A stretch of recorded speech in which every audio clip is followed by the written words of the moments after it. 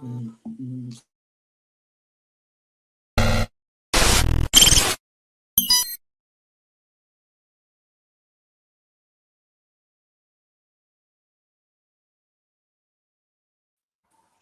hail, and welcome back. Welcome to the Homeboys Live podcast. I'm, of course, Joe McKenna. It is Monday, the 20th of January. It is a Monday night podcast, and that's rare for us, but it is what it is. We missed last week's podcast. It's been 10 days since we were on, but we are back with a four-man crew. It's myself, the man with the small ball in his hand, Marty Flynn. It's your only man. Small ball is your only man. Not the greatest pickup line. I mean,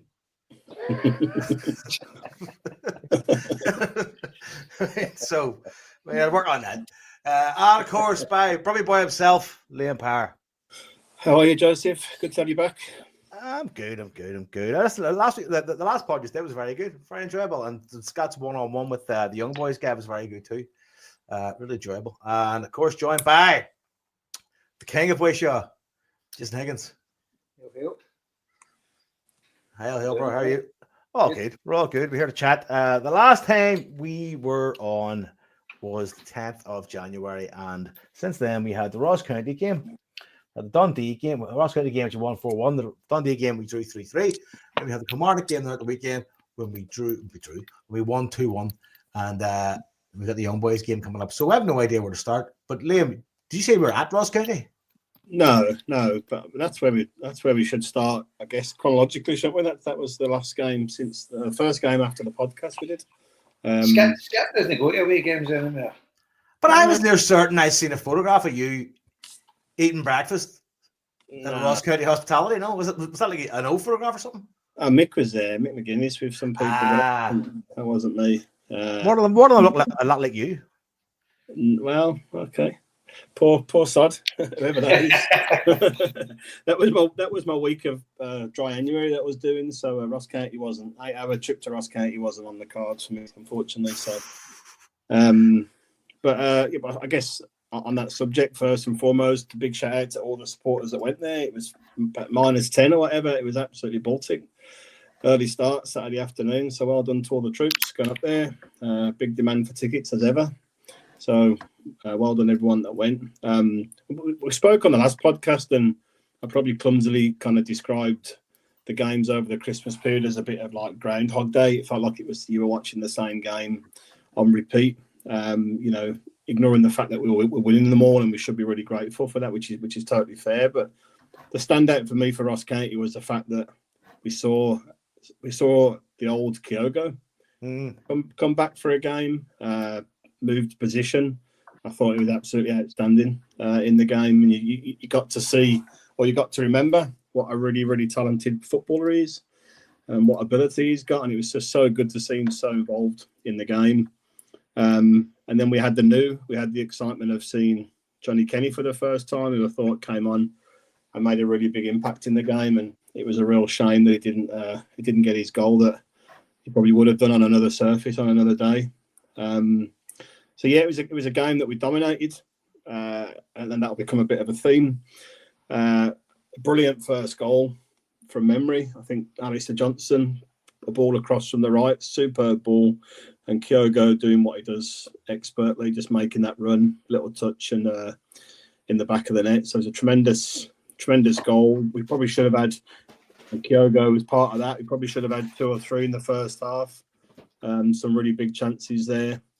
And then, as can happen, sometimes we then concede a goal to go back to 1-1. So a penalty. I mean, there was a shout from memory in the first half. I think Atati went through. The guy clipped him. Clipped him. It was an absolute stone waller. I mean, yeah, I think he stayed on his feet, didn't he? That's probably where he kind of gave the ref an opportunity. The guy was grappling him at the back, right into the back of him. He had no chance of getting a shot away. It was a total stonewall penalty. Yeah. Which obviously we didn't get, and then I'm trying to remember the Ross County penalty. Actually, what happened for the Ross County? Alistair Johnson kind of wrestled to the ground a bit. Yeah. I don't know if the guy was holding Johnson and brung the two of them in together. It was hard to see. But the interview. Yeah. Sorry, there you go. No, carry on, mate. Sorry. No, I was just saying it was hard to see, but I would say both of them were penalties. You know, Yeah. no complaints. What were you going to say about the interview? Johnson said afterwards, he said, I was completely culpable. I got caught wrong side. Oh, And right, just tried to make contact with the guy, you know, to kind of put him off a little bit. But I suppose he does, and we'll maybe come on to it about obviously there was a bit of noise from your pal, Boydie, about the lack of a red card for that challenge. For Alistair Johnson's. Yeah, he was doing one of his normal meltdowns after the game because he was coming at it from denied a clear and obvious goal scoring opportunity. So was Hatate. Do you know what I mean? Yeah, well, but what was interesting, we're jumping a bit around a bit, but when we got the penalty at the end there, the third goal, the ref then come on and booked him. I know. Whereas he didn't book Alistair Johnson at all. That bit I found weird. I didn't think it was a red card. So I found that bit a bit weird. I think if it was like a ball across the floor and the guy was going to tap it in, then that's fair enough. But it was some whip on the cross. You know, and the guy's not always going to put that in with his head. So I think a yellow would have been enough, but no action at all. Back to 1-1, and then thankfully got ourselves back in the game. Eventually, Kyogo again with a great header, brilliant ball in from Engels. To be fair, put a nice curler on it, and then a nice flick in for the goal. And then Kenny come on and made a big difference in the game. Young getting a rare start. I was going to say divides opinion. I don't think he does. I think most people have already made their mind upon him in terms of what he can do. But in this game, to be fair to him, he worked his bollocks off and carried on until the end and kind of won that penalty for that important third goal for us. But the standout bit for the goal, that third goal, really was the ball to Kyogo, the first touch to kill the ball stone dead, and then the pass over the top to Young, which was outstanding. Engels converted again with a retake, and then McCarron just finished it off at the end with a nice goal again, just from the kind of work and disruption that Kenny created. So brilliant finish in the end. Another really good 3 points and a few goals to boot. And like I said, seeing Kyogo back in some form like that and being man of the match was really good to see. And Kenny, you know, looks like he's a bit of a prospect there, but I'm not sure how much we're going to see of him, unfortunately, in the short to medium term. So we'll need to see what his future holds. But good win in the end. All right. And a big shout out to the Ross County goalkeeper. Bloody hell, what a game. He had a game, didn't he? The saves that he made. Unbelievable. And he obviously saved the first penalty for the Engels as well, but it was off his line. And he got a retake, but he was outstanding. And ironically enough, I'm trying to think, was it the third goal? What was the one? He actually should have saved it. It was Kyogo's the second header was it was a good header, but it was kind of at him. You know, and like out of all the saves that he made, he should have made that one, you know? Yeah. But yeah, he did a great game. And it was a brilliant performance. I thought Ida played really well, and I thought Ida was unlucky to get hooked for Kenny. Because he's link-up play and some of the balls that he put in, and he was right unlucky as well, the one at the start. I think it was a Hatate or Kyogo. Kyogo had the shot, he kind of scuffed it, and it landed at Ida's feet, and he's just hit it first time, and it's just went past the post. He was unlucky there. But he's been getting a bit of stick for Celtic fans lately. You've been hearing kind of murmurs of folk don't fancy him and stuff. I thought he played really well. And it's interesting. Sorry to cut across you, mate, but it's interesting you say that from watching the highlights, because I didn't think he was that. I don't know what the other guys think and watch the game, but I didn't think he was that great in the game. He looks a bit of like a yard up the pace to me, but maybe the highlights show the contributions he makes to the goals and the chances. Aye, so I've only seen the highlights. So, as I say, he looked really good. And I thought Yang looked good. Yang up at Dundee as well. You know, so after I'd completely written him off 2 weeks ago. But fair play to him, you know, fair play. But at the end of the day, it's all about getting the wins now. But I think it was a right good performance with Celtic. They could have scored plenty. And you're right with Kyogo. Kyogo looked absolutely on fire. He did. Delighted with the result. And because when the plane took off, I was going on holiday and the plane took off, it was one each. So I didn't know until it landed. The guy in front of me, he's a Celtic fan as well. He'd found out it was 4-1 just before I did, and he shouted it up to us. Happy days. Yeah, it seemed like one of those fucking games, and like you say, Liam, just get through them, just get the win and fucking move forward, because I think everybody's they've been good at home as well, Joe, of late. The new managers get them playing all right, and then ironically they get pumped for Livingston in the cup at the weekend. But they've had a good run of form at home the last few weeks. Ross County. It must be a fucking shitty place to have to travel to, though. Like if you're a player, I mean, it's if you're a fan, it's not too bad, to be honest with you. If you get the next day off work, it's quite enjoyable. Go all the way up there, freeze your bollocks off, and then it's fucking some states up there, I'll tell you. at Mallard, they've seen folk in some condition, and it must be every second week when they play at home, any away fan base that's gone there is probably upside down. That's a heavy duty travel. It's the best away trip of the season for me. I think it's brilliant. It's an extra hour on an Aberdeen away trip. It's an endurance test more than an away day, isn't it? Like it's more you get to Inverness and you've still got 3/4 of an hour to go. Right into the high. And I'll take Jenny's watched The Traitors. No. Well, see if you watch that. It's set in like a castle up that direction. And see if you get good weather and you're going up there. The place is absolutely stunning. It's beautiful. It's like picture postcard material up there. No, all your Japanese tourists. That's where they head for. But no, it's a beautiful place. And one of the away games we actually took. It was an early kick-off on a Saturday, so everybody's obviously off work on Sunday. So we took the full bus, and we went north when we cut out of Dingwall. And my mate had knew a boy in a pub, and we sat out in the beer garden overlooking this big river. And oh my God, it was fucking stunning. And that castle where The Traitors is filmed is boring about there. It's just absolutely beautiful. Could you live somewhere like that though? Because I always think I could live somewhere remote like that. Could you do it? Do you think? You always think. When I go to Donegal, I'm always like, I could live in Donegal, but you're probably there 2 months and you'll be like, fucking get me back here. When the winter comes in and it's fucking blowing a gale, you're like, oh.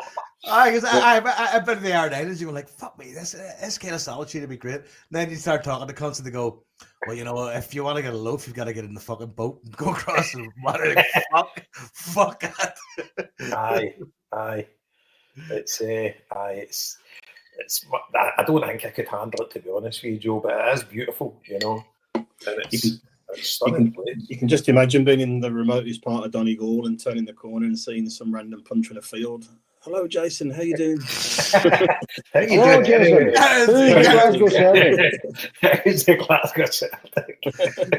Jason Higgins moved to a remote Donegal cottage. There was post waiting for him.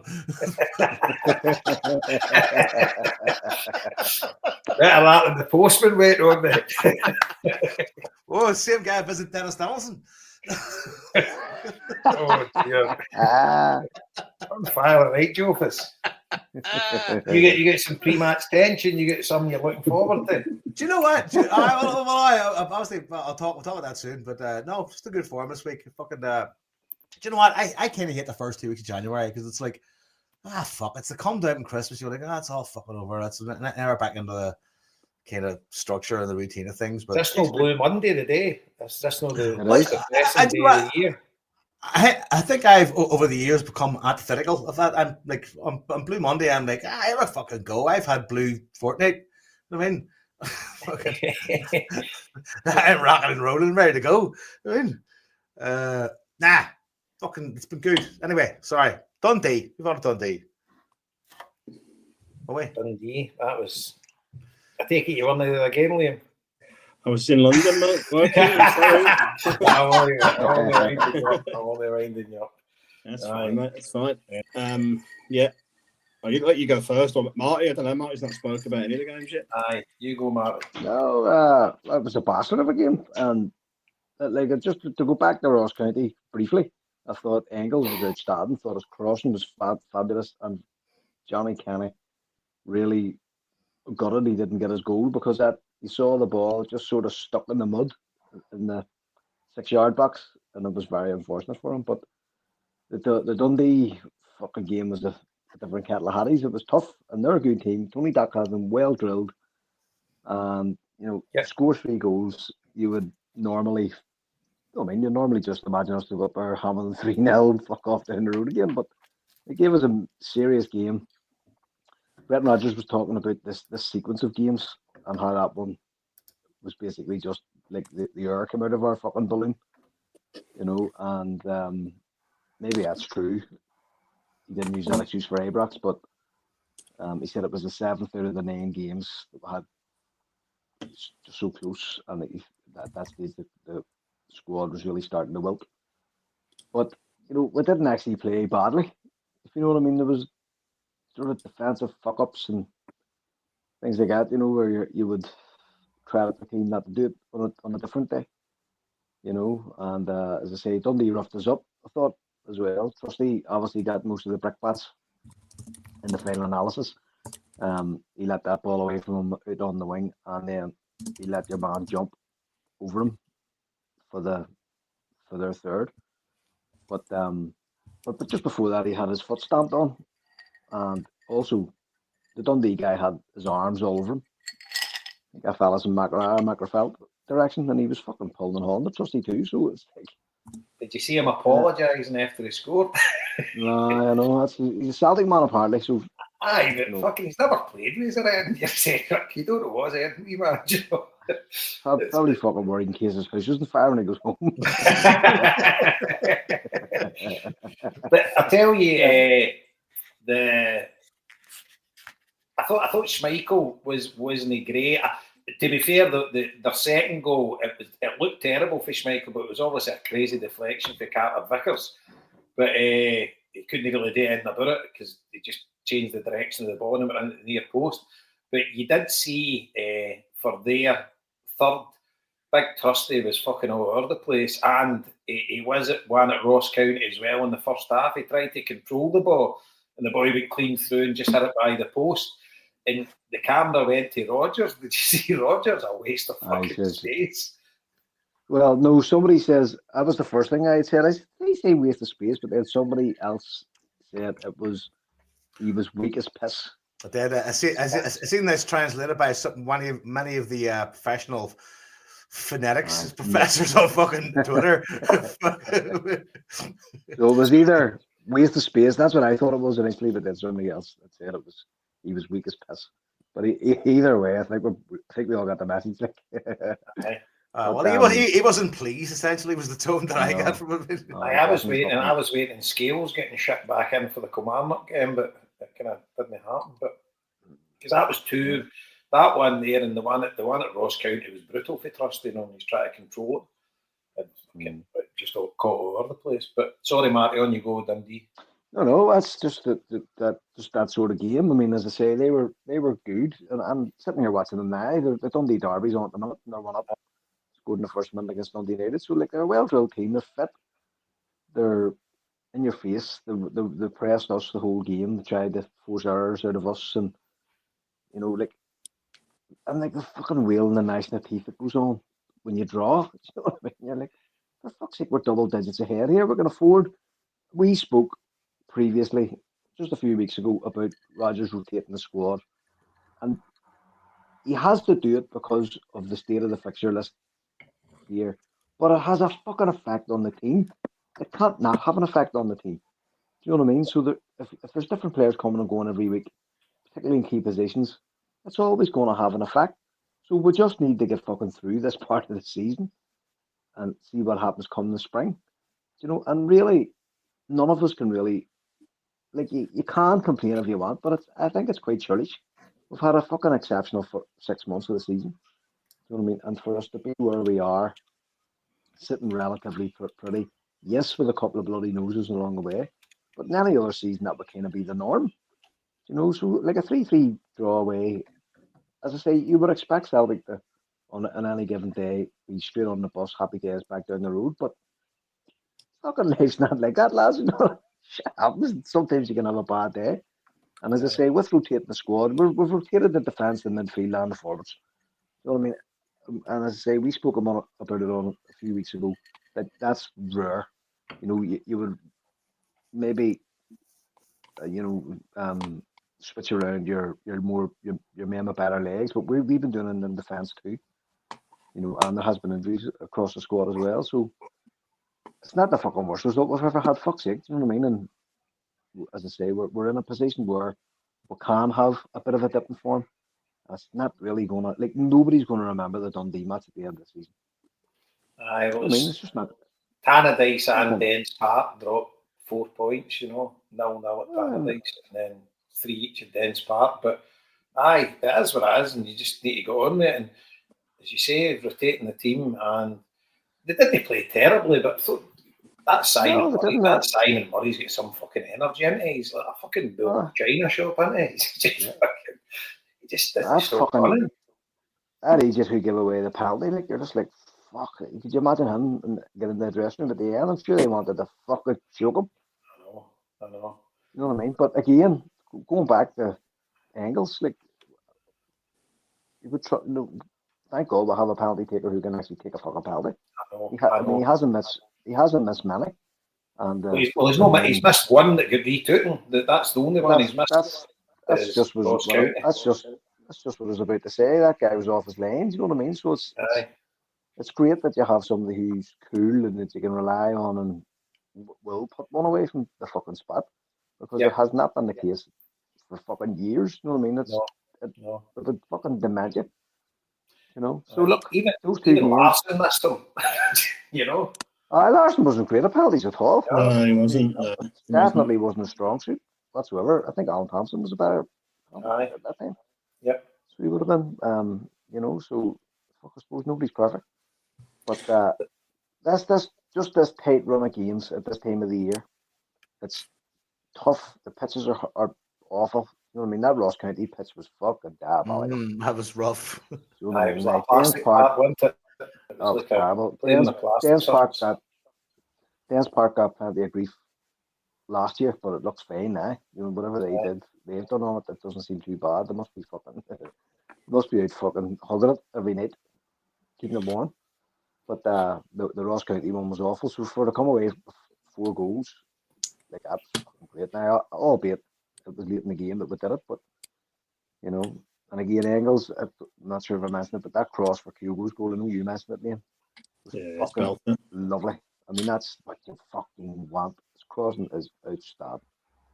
You know, and we'll probably talk about that later on in the, about the general shape of the team or something later on in the pod. You know, we'll have to keep that guy on the pitch and get him open, I think. And he gave a special shout out to Yangers and all up at Dens. Got a goal. We headed goal. Right. You know, fair play to the boy. You know, he's never had a way. You know, it's like, he doesn't hate, but I mean, he's not a great. Well, I mean, I don't know if he's a bad footballer or if he just, he's just trying so hard to impress that things don't come off for him. You know, I think it was Scott says.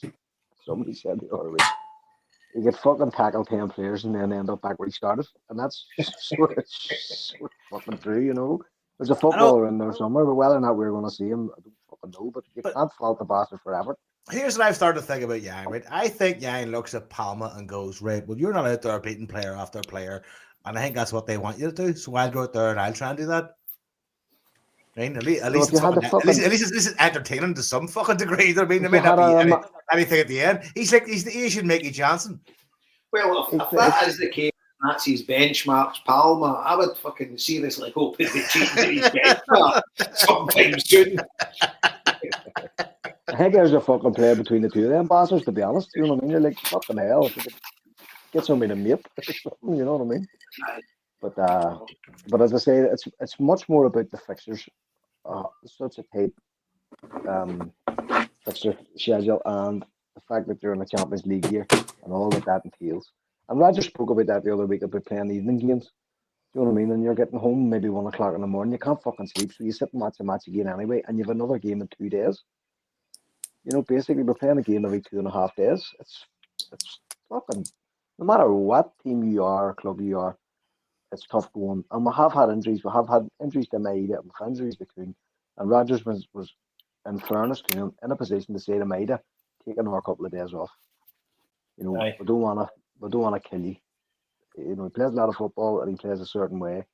Just take an extra 2 days. You know, get 4 days recovery or whatever the fuck it was. You know what I mean? So it's like we are doing the best with what we have. You know, and I'd really, really like to see us bring in new faces. And again, I'm sure we'll probably get into that at some stage later on. So, see on the game, I mean, we played really well for the first half, up until the goal, up until the equaliser, we were completely on top of the game. Bernardo missed an absolute fucking sitter for 2-0, which probably would have just buried the game there. We were in complete cruise control, and to concede a goal when you've got an attacking corner is criminal, really. But you've got to give Dundee some credit for like defensively, it's criminal, but it's a fucking great goal. And that boy who scored, he's a player, man. He's aye. It was. Yeah. Do you know what? I think Alistair Johnson. I mean, he's gave away a penalty. He got turned inside out with that guy, but you've got to give the forward credit. Big time. You know, because he scored against Rangers as well, didn't he? He did, yeah. I'd watched that game as well, and they were pretty good that night as well, to be fair. Really good player. But as Marty says, that Tony Docherty's got them playing great. But the thing is as well, right? So we've got Young Boys Wednesday. Well, I'm not going to jump ahead. But in between our 2 Champions League games, we've got fucking Dundee again. Saturday. Do you know what I mean? And that's fucking the fixture. What they fucking cunts don't stop running. Well, you know, the one that up tonight in the cup in the derby. 2 minutes. Dundee actually had a goal disallowed. There was a scrummage in the. I watched the game. Dundee United. See the one they lost 2-1 to Dundee United at the ends a few weeks ago. Dundee absolutely battered them in the first half. They should have been about 3 up, and then they end up losing 2-1. I was gutted for them because they're really good to watch. It's a blood and snatters match here. Do you know I love watching the Dundee derby? Same with the Edinburgh derby as well. It's great viewing. Skill's not like you're watching the better leagues, but it's brilliant entertainment. 100%. I agree. Blood and thunder football, as they say, isn't it? I mean, that's what's happening. Well, my thoughts on those matches. Aye, but do you know? I think a special shout has got to go for Luke McCown. You know, he gets the goal at Ross County, and he gets the opening goal at Dens. What a signing he's been for us. Yeah, he'll be in double figures easy by the end of the season. Here's what I think. I've said this already, but I see him being our next captain. You've already said that, Joe. I have said that. I definitely think he's got what it takes. He's got the making of it, and he's got the fucking heart for it. Like, aye. So what they're going to say to KT once exactly.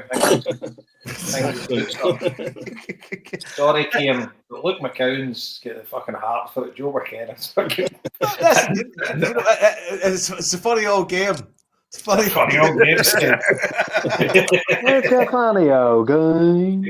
One for the fucking Celtic guys, there. Fuck it. I know, but both Luke McCown, what a fucking signing! He's been tremendous. Brilliant attitude as well. He just loves it. Aye. I mean, he's happy with his lad. He's won the lot, hasn't he? He must bounce into training every day like fucking Tigger. Winnie the Pooh, just fucking dang, here we fucking He's absolutely earning his place. Do you know what I mean? He's not one of these guys that signs for Celtic, gets overawed by it, and it's a bit. He knows he's good enough, and he's got the bit between his teeth, and he's grafting every minute he's on that park. And he's not going to keep like fucking he's not playing as well. No, that's what I'm saying. He's like fucking Marvin from The Scheme. Happy as Larry. Couldn't be happier. That's some accent. Play me where you want. I don't care. Put me in wherever you want. Happy as Larry. Pull it. Big Marvin was a Oh, don't do it. A Brummington by the sound of that accent. Fucking no. Happy Larry. That fucking Ulster Scotch you're talking to. Yeah, you just back for the bus with Porter Bogey or something. So he's made a fucking class contribution. I mean, you can see a goal, and he's great engine, and he's happy to fit in where he's needed. He's just one of those players. Every club should have one. You know, for fuck's sake. We're just fucking delighted with him. And he's a massive Celtic fan to boot, so the more the merrier, you know, you can't beat it. Mm-hmm. Let's hope for that wee guy Donnelly kicks on him beside him as well, because he looks into the bit between his teeth. I did wonder why he was doing that when I watched the game. I was like, well, I mentioned that when he defended, it was against Rangers, he was celebrating like a madman at the end of the game. Yeah. So I went straight on and checked his Wikipedia, and he's related to Deck Donnelly. No, Ant Deck. You were saying that. That's right. He's not, is he? Aye, and he's from Maharafel, obviously. So, aye, definitely. I'm a Tim. Get me out of here. That is fucking.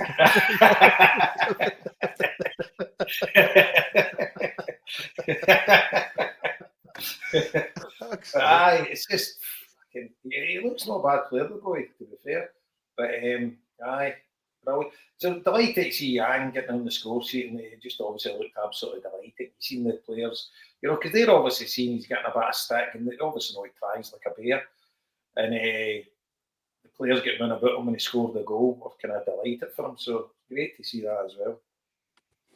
But aye, defending and that, not the best, but as I say, they things happen, and you just can't go in your game all the time. So the big one's coming up on Wednesday. But Liam, what about you, Dundee? Anything to say? I mean, I agree with most of what you said. I didn't think Young was that great, but again, he battled his heart out. Do you know what I mean? And he kept going, got his goal. Fair play to him. I don't think he'll make it with us, but you know, he's filling in a gap just now. I trust he was a big concern. The way he was, I know you mentioned it earlier, but the way he was bullied out for two of them goals, particularly, you know, that kind of number, he's a pest, but he's about half the size of him, and the boy that scored the winner, Donnelly, that got the third for them. You know, he's not massively tall, so a bit disappointing. But I thought Trusty bounced back well against Kilmarnock. I thought he was good at the weekend there. So hopefully it's just a bit of a blip. Just think it's going back on what we talked about last week. It's a bit of a massive overreaction to some of these results that we get. I mean, Rangers speaks for itself, right? You're never going to accept that, and we were so bad that day. You can understand the anger for that one, but just in general, just dropping points here and there, it's fucking seems to be some overreaction, and I think we're just spoiled at the minute by how well we're doing and all the success we're getting, and I think people are just expecting us to roll through every game and, you know, win by a hatful every time. I mean, people just love to get outraged and go, I've had it. I'm fucking dropping points. You're like, relax, things are going great. We're 18 points clear in the fucking league. Chill out. Right? Because let's face it, see, the lead up to Christmas, it was unprecedented season. Yeah. You know, one of the best seasons ever in the history of the club. You know, I think was it not the most successful calendar year or something, or you know, in terms of the least amount of defeats or most wins or something? Or certainly up there. Obviously, they're setting some bloody standards, and I think you didn't mean to come across the way you did last week, Liam, and you mentioned it earlier on there. Yeah. You're like, it's like Groundhog Day, as if like you were a bit pissed off. And it's like, fucking hell, we're just romping to victory left, right, and centre here, and people are complaining. But you didn't, you weren't meaning it like no, it came out the wrong way. So yeah. That's what I was saying. It feels like we're playing the same team all the time. Do you know what I mean? Because everyone. Well, we kind of are. We're playing a team for Dundee every 4 days. True enough. But yeah, it's just incredible times, really, and you're just expecting it every time. And obviously, we'll come on to Kilmarnock now. But again, I thought there was a big step up in our performance again on Saturday as well, and a lot more dynamic, which was good. Right. Yeah, I mean, we should have had fucking plenty. Like, it shouldn't have been 2-1 the weekend for a start. Fuck me. Hell. As I say, I've only seen the highlights again, and fucking hell, should have been 5-0 up at half time. Yeah. Kyogo was brilliant again, but he was missing the target, and obviously a couple of decent saves. But I mean, that one he's hit by the post. It was some move, you know, and he just took it quick, and it looks as if it's going to hit the inside the post. It's just went by the post, and then the one he's ballooned over the bar, give like that, Jesus. But aye, and their goal for the angle I seen, it looked like a total handball before it went down to the guy to score. And then fucking Tone-faced McInnes at the end, obviously. Celtic had beat them 22-0. He'd turn around and say, aye, we didn't defend well. He'll never give us any credit for beating them, ever. And he's on about it was a foul to them, or it shouldn't have been a foul when we get the foul that led to the Maeda's second. I've not seen it back. I know the guy was raging that the foul got given against him. Can you remember it? Have you seen it? Yeah, it's just times? Trusty turns back towards our goal to get the ball, and the guy's running behind, and the guy just clips. They just come together basically. I don't think it particularly was a foul, but you could see why it was given, but it wasn't like it wasn't a major contentious decision. You know, the guy went into the back of him. Trusty went down appeals and got the foul. I mean, you see a fucking 100 of these in a game where the player knocks into the other player and dives on the floor and gets the free kick. I mean, and they usually go against us. Yeah, there was nothing in it at all. And, you know, McGregor took the free kick from, 10 yards further towards our goal than where the foul was. So, I mean, what's the big issue with that? You know, not at all. And how he can stand there with a straight face and complain and claim that fucking they've had any sort of bad luck in that game. We should have, like you said, should them about 8 or 9-1. Aye, definitely. Is an arse, but yeah, it was just the chances were incredible. You know, we could and should have been 3-0 up after 10 minutes, but I just thought we looked really dynamic with such speed from the front three in particular. You know, they just looked like they were going to do something every time that they got on the ball, and Hatate is obviously causing a bit of kind of splitting opinion just now, and I'm still not just going to bring up and say, has he been hexed? Do you think by fucking somebody? Because that chance at the weekend just kind of summed up. But it's funny, Joe, because I thought he was generally, you know, average again in the game, but then when you watch the highlights, he created probably 2 or 3 of the really good chances that we had.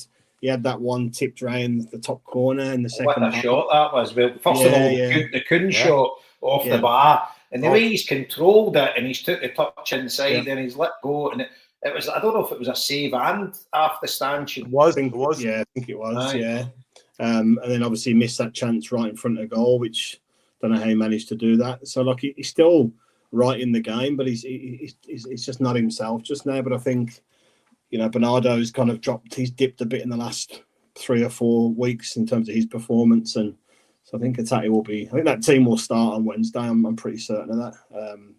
That started the weekend, and I'm really just praying that we got all our misses out the way on Saturday, and I'm tipping us to go a couple of early on Wednesday on the back of that. But this is what I was talking to Cormac Rand today when I met him with Marty and Liam, and he mentioned, he said he hopes and he thinks, suppose that, and I agree with him, is that like all those missed chances at the weekend are going to fucking just fuel Wednesday. Yeah, exactly. That's it. I'm going with the same. Here's the thing, right? It's the fact that we created the fucking chances in the first place. Yeah. You know what I mean? See if we were creating 1 or 2 matches again, you'd be going off for fuck's sake. But we're not. We're still motoring into positions where, you know, all things being equal, we should be scoring 2 or 3 more per game than we should be. But that'll come again. That one, Marty, when they had, you know, as I said about the Dundee game, then when they had the corner and then the free kick and we broke away and, you know, Coombe ran the length of the pitch. He played to Meada. It's a bit unfortunate because, you know, Meada, he's not strong on his left foot. Do you know what I mean? He has improved his crossing and stuff, but the way the ball kind of rolled to him, he couldn't really get that much dig on it. But he should have just passed it straight back to Coombe, and it would have just been a tap in there. That's exactly what he should have done. You know what I mean? When Coombe scored a few weeks ago, if you remember, we spoke about it, and I was saying a striker's instinct, your natural instinct will be just to hit the ball. Yeah. Coombe didn't do that. He moved the ball, he shifted it off 1 foot and turned it round the keeper. Yeah. So he fought against, to me anyway, it's like fighting against your own instincts. Your instinct is just to rattle the fucking thing. And that's what Maeda did. You know, whereas maybe he should have took a touch or made a pass or whatever the fuck. Yeah, you see it quite often. It wasn't costly at the end, anyway. You see it quite often. Then 2 against 1, you just do a quick 1-2 basically, and it just moves the defender twice, and then Coon would have probably had an easy finish on the left, and the goal Maeda scored. He probably should have cut it back to Coon as well, but obviously he took his time there and put it for the keeper's legs, which was good. But he's coming back to form, Maeda, as well, and I thought Coon looked electric on Saturday. He looked really impressive, really good. He's a fucking cracker. See him taking a shot from that far out and kind of hitting the crossbar. That's a bit more adventurous than he's been when it comes to that kind of like cutting across. Normally he'll cut across, take a touch, but it generally almost be on the fucking like just beyond the edge of the box. Whereas that was a bit different. He just kind of cut in and went, "Fuck it, have a go," and it was nearly sailing in the fucking far corner. Right? Yeah, so good. It's like see when he's on that right wing and then he cuts inside. It's party time when you see that happen. I see it and see if they're standing off him. Fucking hell. But there was a period though, Jason, whenever he wouldn't fucking pull the trigger. Remember? Aye. But now he would go, because mind he would run right across the fucking length of the box. Fucking can't be halfway down the tunnel. Aye. He's confidence now, and what a player he's been for us. He's been absolutely brilliant. You know. Shout out to Callum McGregor as well with that fucking goal against coming back onto something. You could see in his celebration that he was like, "Fucking nobody questioned me." Aye. Yeah. They were talking on the radio earlier about what I didn't get the answer, but what's the most amount of goals scored from outside the box in a season in Scotland? Seven he's got now. I don't think he scored one inside the box, has he? No, he hasn't. That's what I'm saying. He's got 7 out of 7 from outside the box. Who has Coon?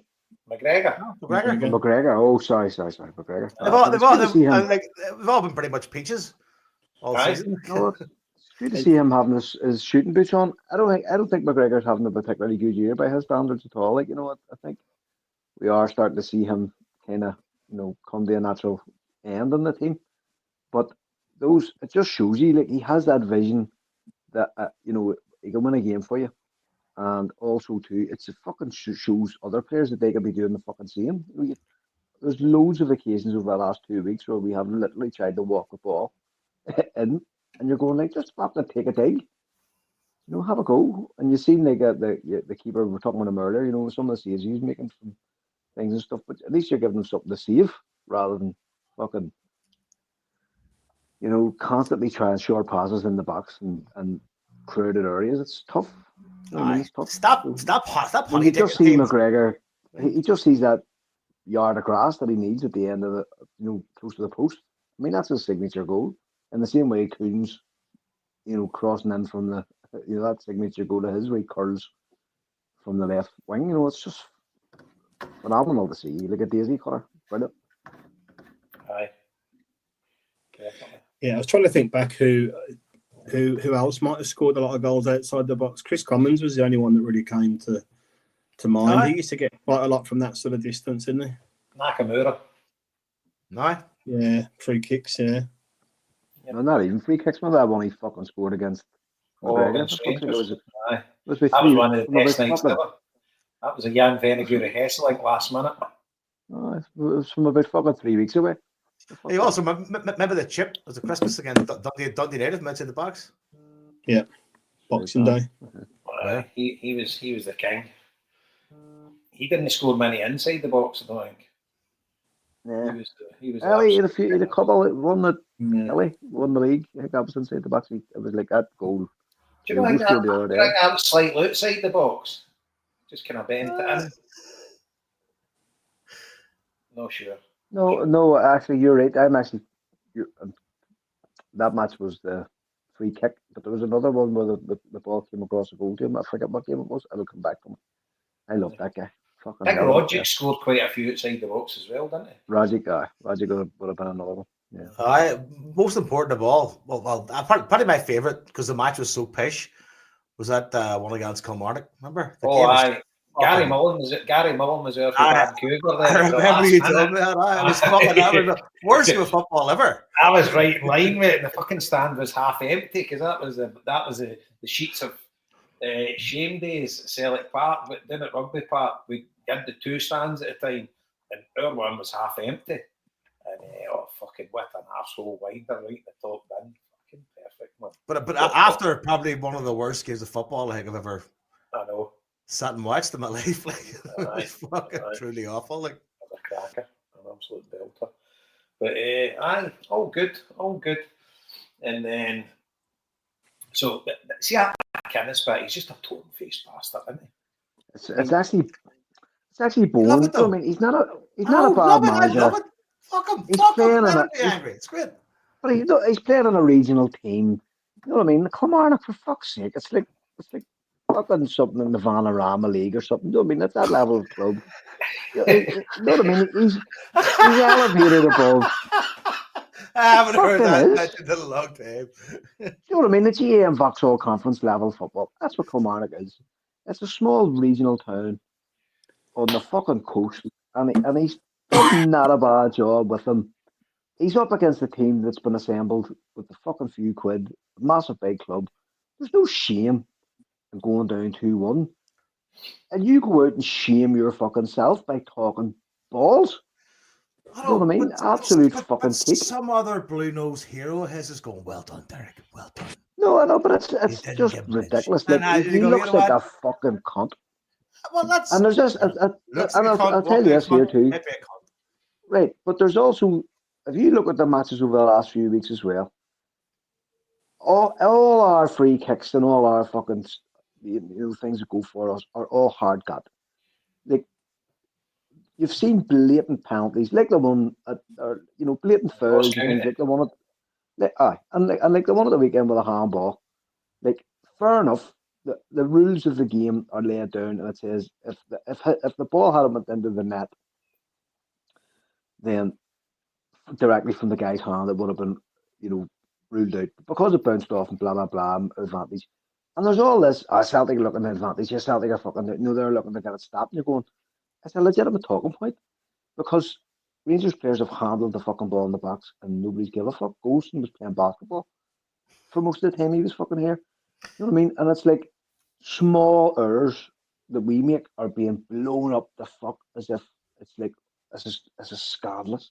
Like, this team are a fucking scandal. And it's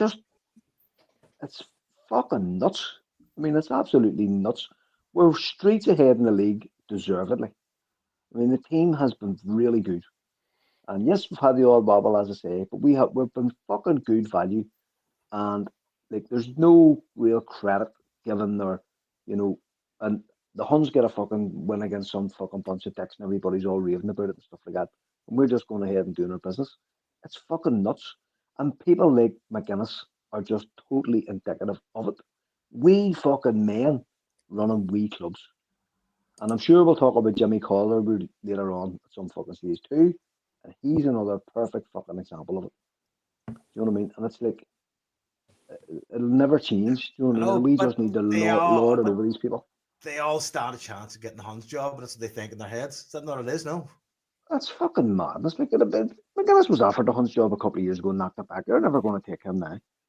Unless he takes Kilmarnock at like a Europa Cup final or something like that. They're not going to go for him now. Well, he's not going to be doing that. He'll be taking them into the Europa Cup. The Cup final. Exactly, that's my point. Like, it's not happening for him. He had his chance. He knocked it back. If they give him that job now, the first question at the press conference is going to be, so why did you knock it back 5 years ago when you got out of fucking chance to do it? You know what I mean? So you're off to the worst possible start. You know what I mean? And it's like, you play for a small club. Your team actually performed not too bad. I mean, they weren't the worst fucking team we've seen in Celtic Park all year. But there was just that touch of class above. So as Liam says, like, Liam just laid that out. That's exactly what happened. There was a foul. And Celtic ended up fucking doing themselves out of yardage. Kicking from the wrong fucking spot. Again, no advantage for it whatsoever. And it had no real effect on what happened, whatever amount of seconds or minutes later on. Because Kilmarnock had ample opportunity to clear balls, fucking clear lanes, whatever else the fuck. What are you talking about, you fucking numbskull? Do you know what I mean? It's and some people say, well, he has to back up his own team. That's fair enough. But you're actually making a fucking cunt of them.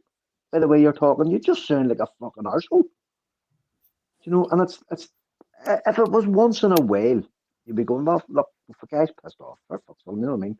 But it's constant, absolutely fucking constant. Just seen the chat there. Kevin Gallagher posted the reason he gave it up, the chance, did they not want him to ditch Tony Docherty? He was his assistant at the time. Yeah, They refused. Yes. So maybe that's why he didn't take it. No, it is. That was definitely the rumor that they wouldn't let Docherty. Aye, because I'd heard that as well, but I didn't know if it was fact or not. Yeah, well, none of us really do, but that was definitely one of the reasons offered by the Chatterati at the time. You know what I mean? And it's like it used to be infuriating, but now you're just like, fuck it. They'll never change. They'll never ever change. You know. And as I say, he could take the Rangers job and probably do not bad with them, but you would be treated to the same bollocks every match. Do you know what I mean? And Brendan Rodgers can be nippy. Like he can be nippy at times the way he nipped at the fans the other week. Do you know what I mean? But you don't actually ever listen to him and go, what a load of bollocks. You know, he'll say, look, shit happened, and you know, he did it last week. He said, look, 3-3, and you know, he defended his players. He said, look, it's been a fucking busy time. And you can understand McGuinness doing that, but to pick on such a fucking random. Yeah, but the fact as well is every time we play them, every single time, when we even thumped them, when they thumped them to win the league last year down there, it doesn't give us any credit, ever. He just talks about the same team. And that's fair enough, Jason. I don't expect any fucking but surely, like, when we get beat by Borussia Dortmund, fucking Rodgers comes out and says fucking class above, you know. And listen, that's actually the natural reaction. The natural reaction is we're playing a better side. Fucking hell, they're outstanding. Like anybody would do. If we played like when we played Real Madrid, we did really well in the first half, and then they just come out and fucking blew us away. You know what I mean? You know you're operating at a different standard than the standard that you're at. So the natural reaction is to say, so you know who used to do it all the time? All the fucking time. Jim Leishman. Jim Leishman used to come out and say, Jim, your team got hammered fucking 5-0 a day by Celtic. And he went, I know, but we were playing the famous Glasgow Celtic. I actually remember him saying that on the radio. And he fell off the fucking chair. He said, we're playing the famous Glasgow Celtic today. It's a serious team. He says, they're a European standard team. He says, and our team just aren't there yet. He says, me and Davey are here to make it happen, but you have to recognise that the calibre of opposition we were up against today, and our boys, in fairness to them, didn't do too badly. You know, blah, blah, blah. So that's my point. Like, you can understand any manager kind of wanting to protect his players, but to go on about a throw-in or a fucking, you know what I mean, like something fucking daft that had no material effect on anything at all that day. It's like they grab on to just one thing. And like we were talking about, were we talking about James McFadden, or was it on the huddle board? Like, see him, probably. Like, fuck me. Like, you go to the games, and sometimes I'm glad you do. Because see, to have to listen to that level of fucking nonsense. Is he all right? He has been all right, Jason, but lately you've been kind of going like, shut the Jason, fuck up. He's a fucking dickhead. He's a dreary, number one, he's a dreary cunt. Fuck sitting in the bar beside him. But his analysis is awful. And I actually thought he was somebody else the other week. It was only at half time when they said, back now to fucking Ian Crocker and James McFadden. And I went, is that who that was? He was fucking diabolical. I like him. I think he comes out. No, Jason, listen to me. See, if you listen to him commentating that match the other week, you would not be saying that. Now, he sits in that fucking studio. He sits in that studio smirking between Chris Boyd and Chris Sutton. So you don't really notice him because you're laughing your balls off at both of them or two. See, when they put him on with Crocker, he was fucking diabolical. It was actually a big threat in the huddle board. That's what it was. It was like shocking that this cunt. I must admit, I've seen him on sports scene and that when I'm watching highlights back, and I like him. Obviously, he wore the famous royal blue of Everton FC, so I'm a wee bit fucking biased. He should fucking stay down doing Everton matches because, honest to God, like it was embarrassing. But see, there was an incident in the box. It was the one where Yang got the boot in the fucking chest. It was the penalty decision, and he refused to change his mind. And like he's not alone there. Davy Proven used to do it. Davy Proven used to just declare his hand instead of waiting for the replay. He would never change his mind. And McFadden embarrassed himself. He did exactly the same and went on about it. I'm not saying this because you said it, right? But see, when I was watching the highlights back in the Ross County game, I was looking at it and I'm saying, that guy didn't try to bring him down. That guy tried. No. But he didn't touch the ball, so he did bring him down. So it's a penalty. But here's the thing. See, the angles that they were showing you were off on the side. There was an angle from behind the goal, and it couldn't have been fucking clear. No. I totally agree with you. But see, the first couple of times, the first couple, that's wrong. So that's wrong. He should have changed his mind. Because the thing is, it's no contact in the ball until Yang's in the deck. Exactly. So, it's 100%. It wasn't even a fucking argument. I don't even know why they were even the boy didn't try. But he set the. But McFadden set the standard for the discourse that followed, and they were all saying, "Oh, debatable." It wasn't fucking debatable. There was no debate. When you saw that from the angle from behind the goal, he booted him in the fucking chest and didn't touch the ball. Now you couldn't really see it from the other angles or whatever else.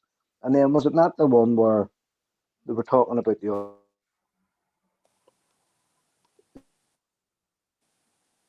You see Matt? Was it me? Sorry. He's just disappeared. He's talking fucking shite anyways, and some of that. The internet is the standard. That's the sign that you're off in one, Marty. Fucking come back to us now. But this is the same argument about McInnes and all. It's like these wee minor moments in our matches are blown up like they're a disaster. This is fucking terrible, blah blah blah. And you're going, if this was the English football or the championship in England, whatever, this would not even be debated. You might argue that it's because you need talking points in football and they want debate, blah blah blah. Maybe it's a bit boring that Celtic are fucking wiping everybody out. That's press and media driven. That's all talking points and talking heads. You know what I mean? See the other week, I was watching the game the other week, right on me thing, me stick out, and there was a glitch, and all the commentary dropped away, and all that was left was the noise of the crowd for about 10 to 15 minutes, and I was like, "This is exactly the way I want to watch football." I don't want to listen to someone can't tell me what's going on, his opinion, some fucking stats. I want to watch what's actually happening on. I actually think commentary is a fucking distraction to the actual game. Well, in the very odd occasion I've watched Celtic TV, I think I'd rather have James McFadden on rather than Peter Grant. Peter Grant sounds like he's giving you the last rites, for fuck's sake. That's the point Joe's making. That's the point Joe's making. You know, I mean, you're better off sometimes without the fucking commentary. But in fairness to Peter Grant, Peter Grant's not a... Back in Days of Sky, and you could do that. You'd be able to have the option to turn the commentary off. Brilliant. No, it was great. Fucking Peter Grant's Celtic to the core, you know, and he's Jason, I know, but that's not my point. Doesn't make him an orator.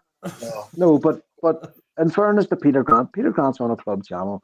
Nobody really cares what he says. He says it, and that's it. These other guys are on, national broadcasters, and they're setting the debate for the next 5 days. It's fucking nuts. But that's, Peter Grant's only on our club channel. Isn't that the strategy, Marty? Isn't that the way it works? Must be. That's my point. How do you feed the machine weekly unless you have things to feed the machine? Be controversial when you can, probably. I mean, listen, it would be really easy to have 2 Rangers, 3, fucking 5 Rangers, ex-Rangers players sit there and fucking commentate on a Rangers match.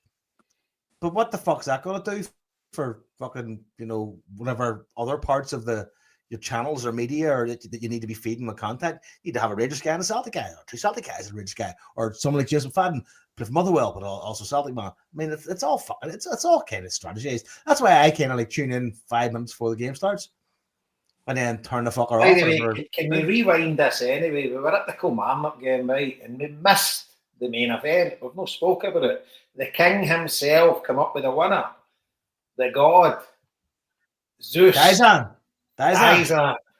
He is. Do you know what though? I think Nicholas Kuhn was pissed off. He didn't just fucking square back to him for a tap in. Liam mentioned that earlier. Dyson going on his right foot. There was never going to be a mistake here. He gets another one as well, and he's really unlucky. It looked as if it was onside.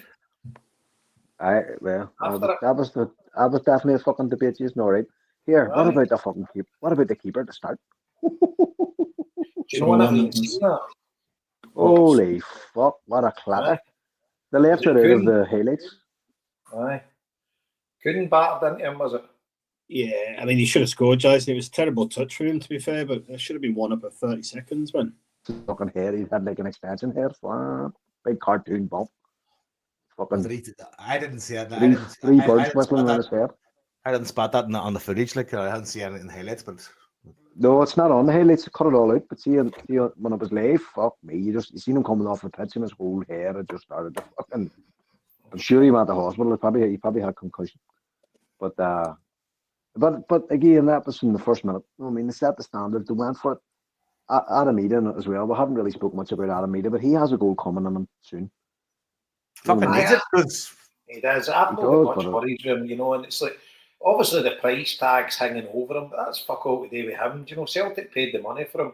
He's proven he scores on the big occasion for us, and I'm sure he will when he gets his shooting boots back on, but it's just not happening for him now. But I thought in the Ross County game he had a load of good link-up play and everything.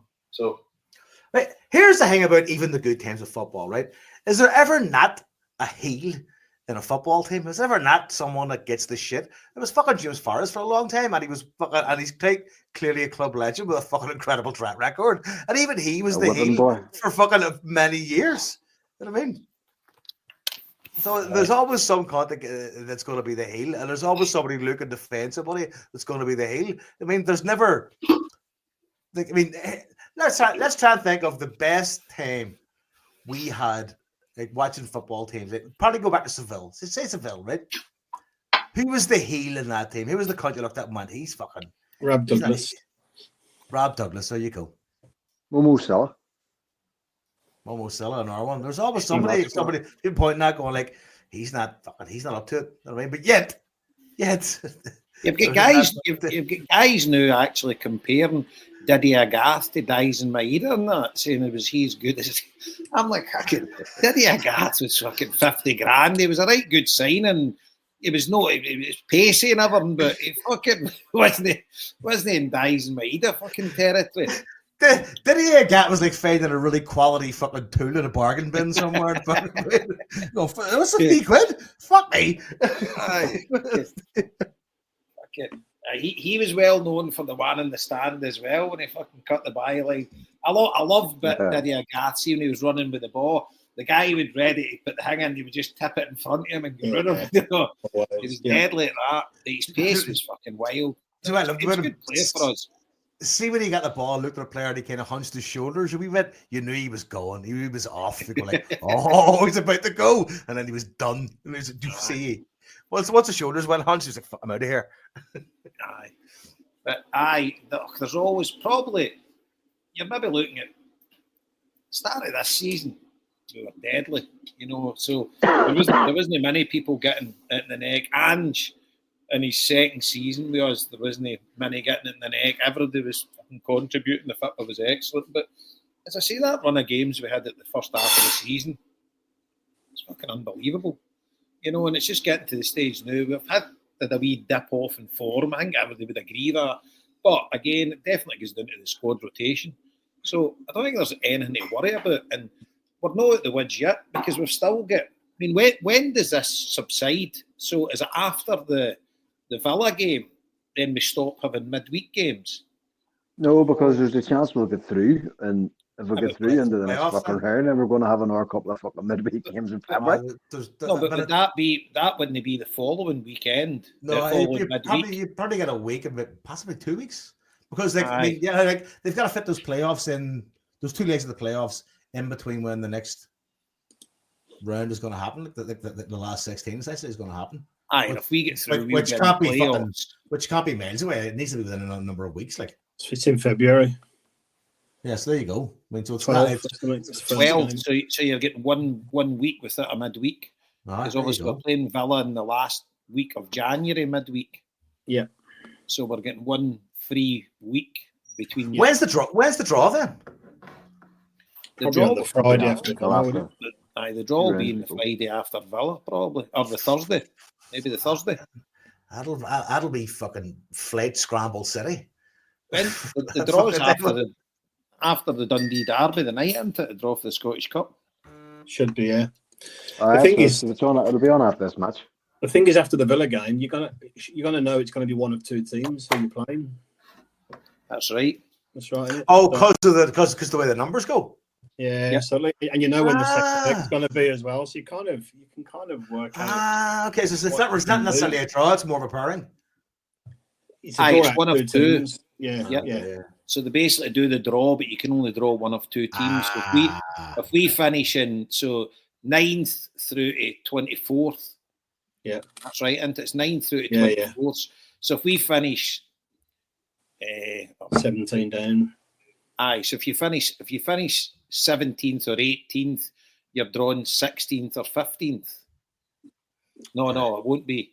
No, is it not? That would be right. That would be right. That would be right. Yeah. That would be right. Okay. Aye, because it works its way out the way. Because obviously, if you finish 9th, you'll play 24th. If 9th or 10th, you'll play 24th or 23rd. Yeah, that's it. And you'll be home first if you're in the bottom. If you're in the bottom of the 16, you're home first. Yeah. Okay. And see, do you think in this day and age, right, in European football, do you think being home second gives you a massive advantage? Well, I'm not sure the away goals have scrapped now, aren't they? They used to. This is it, and it's a funny thing because I can always remember, right? See, when you were a kid, if you played away from home in Europe and you drew, and especially a score draw, people would be celebrating on the park. Yeah. Because you'd be confident of bringing them back to your own gaff. And because that was when I'm talking the 80s, the early 80s, there wasn't the big money disparity, right? So you were playing any team in Europe, and any team if you were in the Champions or the European Cup, and you were playing the Yugoslavian champions, like they were every bit as good as the Russian champions, or do you know what I mean? There wasn't really that thing that. They weren't world super because if you played the champions of Italy, they had 11 Italians in the team. The champions of Spain had 11 Spaniards in the team.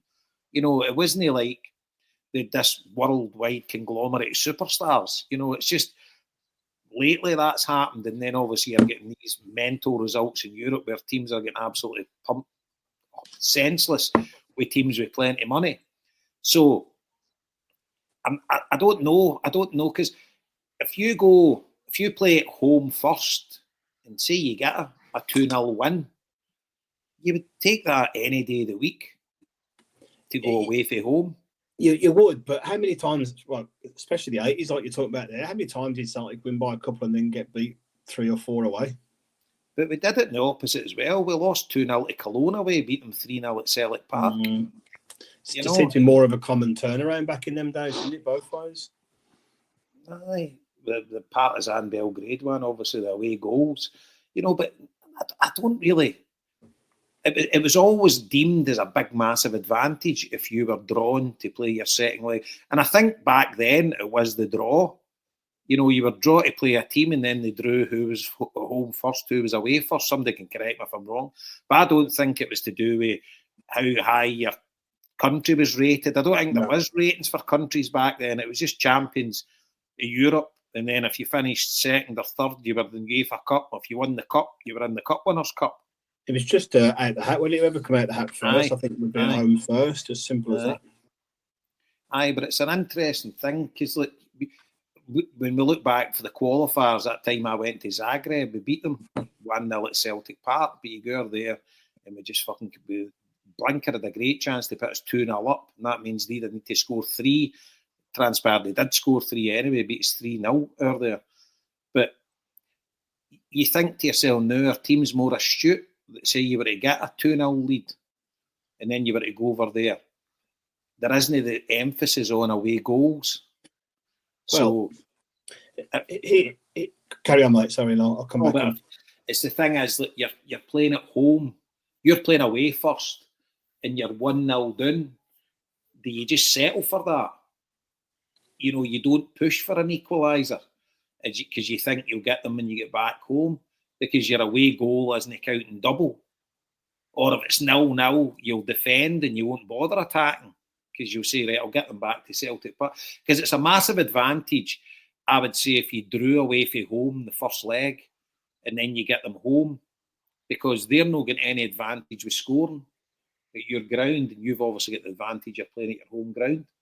It's a different dynamic now compared to what it was years ago with away goals. Yeah. Here's a bit of context to what you're saying then, right? So if we finished 23rd or 24th, let's say the table doesn't change in the next 2 games, right? We'd play either Dortmund or Bayern Munich. Right? That's tough, right? If we stay 21st where we are now, we would play either Atletico Madrid or AC Milan. AC Milan, you would take them. More of a chance against them. Fine margins away. It's fine margins. Yeah. If we jumped up a little bit, then the next pairing is Atalanta and Juventus, which is tough. That's mega tough. We've been to Atalanta already. Do you know what would be a killer? The killer drawing Atalanta again. See a team that you played. For the away trip. Yeah. Aye. Well, I've got this mad scenario in my head, Jason, that we go to Villa and it's absolute fucking carnage and chaos, and then we get them in the playoffs straight after. Could that happen?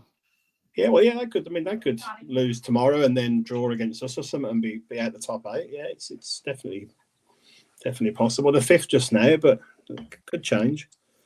So that's the calibre. Then if you drop to the last 2 teams in the top 8 of the playoffs, Benfica and Monaco, and you start to think a bit more of a chance there. Oh, aye. But none of them are going to be easy. No, I mean, you look at, we're 21st, Real Madrid 20th, PSG 25th. They're not even in the playoffs, and they're playing Man City, who are below us. They're playing this week, them two. Fucking crazy, man. Yes, it's very much a fucking bit of a soup until the last day. Like, really, is it like? Yeah. If Man City beat them, who are back in form now, PSG could not even get in the playoffs, possibly. But either way, we're not getting a fucking easy raid. I mean, just need a bit of luck, don't you? That's the way it goes. So, fucking, you mentioned Dortmund there. I got a shiver in my spine. But you've got teams like Sporting. Well, no, I don't think I don't think the Dortmund game will be the same as the last one. We might not win it, but Rodgers will not be giving up those goals again. I don't think. I get that, Marty, but there's the danger. I think we're wiser now than we were when we played them, right? And obviously Rodgers will take all that credit, but it's still very formidable. But see, when you look at it, Liam, I've just got the league up there. Yeah. The 15th down the way, you're Benfica, Monaco, Sporting Lisbon, Feyenoord, Club That's Brugge. what I said, yeah. I just said that, yeah. So you've got all them, then you've got Real Madrid, then us. Yeah. So it's all going to change. Is there a possibility us with 9 points we can qualify? See, we're to lose the 2 games. Yeah. Obviously is. Very small, but yeah, there is. Dinamo Zagreb are going to probably lose their 2 games. You would think. PSV Eindhoven, don't know who they've got. I think is if we win the Wednesday, which we're expecting to, that shoves us up the way a bit as well. So big time. Different complex on it, and just looking at the table there, Dortmund are 10th in the domestic league just now. Aye, and that would put us up to their games getting played. It would put us up to joint 9th to 12th. So coming on Wednesday, Young Boys all they really want is to fucking win a game at this point. So Scott is 1-on-1 very good. It's very good. I've not listened to it. I'm going to listen to it tomorrow. So They've got a free roll of the dice, haven't they? They've got nothing to lose, and this is a kind of dangerous opponent for me because. Like, take it for what it is. They're not really that good of a team. They haven't been a good team the whole fucking year. They're struggling still at home. They drew, I think, 0-0 at the weekend with the bottom team in their league, and they've a new manager. That was their first competitive game in about a month, so he hasn't had much football with them. So look, you're hoping that even if you scored early, they would just fucking sort of throw in the towel. Scott says we will definitely, or the guy who was talking said we will. Celtic will 100% get chances. They're very slack. So it's up to us to make sure that we're fucking on our game. I'm just worried of some cunt in our team we've never heard of in Europe giving the shoes to a sale in Celtic Park. You know where this happens sometimes in the past? Go like, this will be all right. And the next thing is fucking nobody turns up. You're like, what the fuck? Have to be a fella. I'll tell you what as well. I know the Green Brigade and that have put a bit of a statement about the fans, etc. But seen Wednesday night. Oh, sorry. Up. Not allowed to call it a statement. They weren't very happy. You're not allowed to call it. It was not a statement. They said it was a leaflet. Leaflet, right? Whatever it was. I don't know. A bugle. Fucking nippy sweeties. Right, there was a carrier pigeon notice sent out. A raven A raven from the fucking Tower of London fucking landed fucking swiftly. There was a pronouncement. A town crier was employed. My lord, a rider approaches. Hey.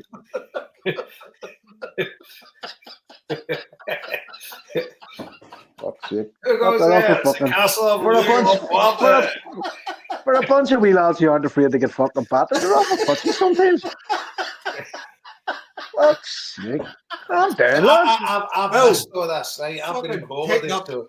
So has there been a bit of chaos because it was deemed as a statement? There wasn't a statement. They weren't happy with it being called a statement. They said it was a bulletin. Right. So there was a parish missalette sent out, right? North Curve Telegraph. There was a parish missalette. There was a ham radio operator. Fucking come in, rubber duck. CD fucking radio on the go. Hear you loud and clear, big dog. 10-4, old buddy. Here comes the fucking pig pound.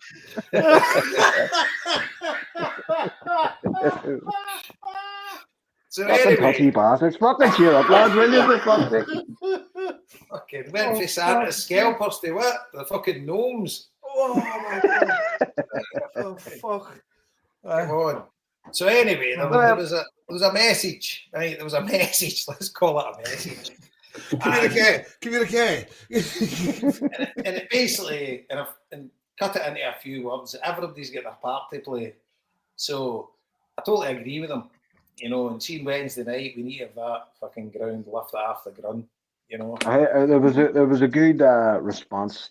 So obviously through the usual fucking, you know what I mean, constant arguing and moaning and whatever else. But there was a response that said, "We're turning into a crowd instead of a support." That was quite a good. Scott's mentioned it loads of times, and I'm definitely in Scott's corner. You know, I do sing the odd time. You know, I won't be off my seat all the time, but I will be up singing pretty regular. But definitely know as much as I should, and like. And see, in fairness to the Green Brigade, they give them their fucking dues.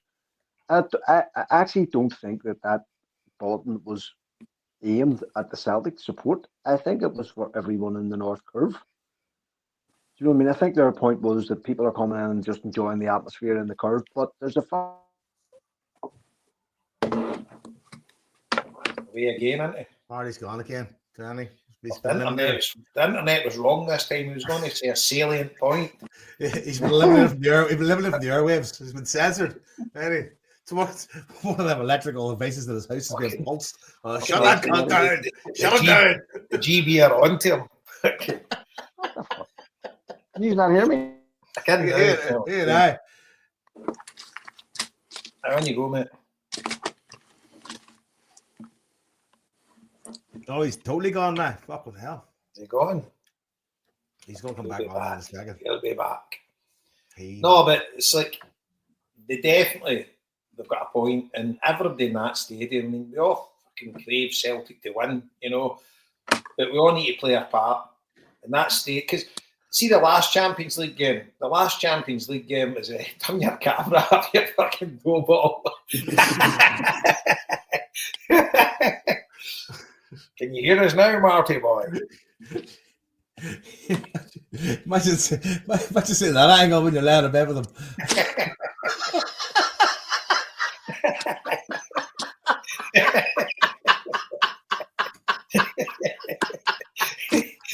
Look as if it just get off his chair there. Like, lean back up.